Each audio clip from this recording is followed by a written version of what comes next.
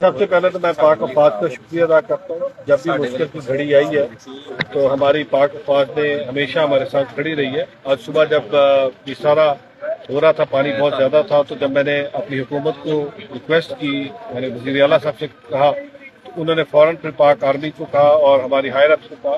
میں army chief کا، field marshal صاحب کا خصوصی شکریہ ادا کرتا ہوں. ان کی فوری جو ہدایت تھی اس کو فالو کرتے ہوئے ہمارے آرمی کے جوان پہنچ گئے.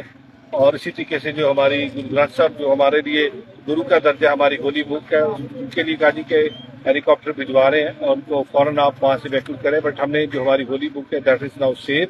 ہم نے جو سیف مقام ہے وہاں تک پہنچا دیا ہے. اور میں ایک بار پھر فیلڈ مارشل صاحب آپ کا خصوصی شکریہ ادا کرتا ہوں. جنرل عاصم علی صاحب، جس جوان مردی کے ساتھ، جس بہادری کے ساتھ جب بھارت نے ایگریشن کی، ہماری پاک افواج نے ان کا منہ توڑ جواب دیا. اور یہ جو آج ایگریشن کی ہے وہ جو ہم نے 6-0 کا، اور آپ نے کہا تھا پاکستان ہمیشہ زندہ باد، یہ بھارت نے رات کے اندھیرے میں ہمارے 3 دریاؤں میں جس طریقے سے آبی جاریت کی ہے، جو پانی چھوڑا ہے، ہمارے حوصلے بڑے بلند ہیں. اور میں پاک افواج کا، حکومت پنجاب کا، حکومت پاکستان کا خصوصی شکریہ ادا کرتا ہوں. جس طریقے سے کوئی جانی نقصان نہیں ہوا اور فوراً جہاں جہاں پہ ہمارے شہری پھنسے ہوئے تھے ان کو ریسکیو کیا گیا.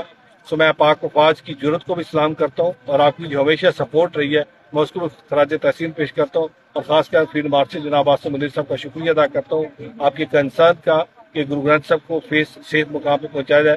سو میں اس کے لیے آپ کا خصوصی شکریہ ادا کرتا ہوں اور آپ کو شیورنس دیتا ہوں کہ گرو گرانتھ صاحب اس وقت سیف جگہ میں موجود ہیں. اگر ہمیں دوبارہ ضرورت پڑی تو ہم آپ سے دوبارہ گزارش کریں گے. بہت مہربانی. Thank you. پاکستان ہمیشہ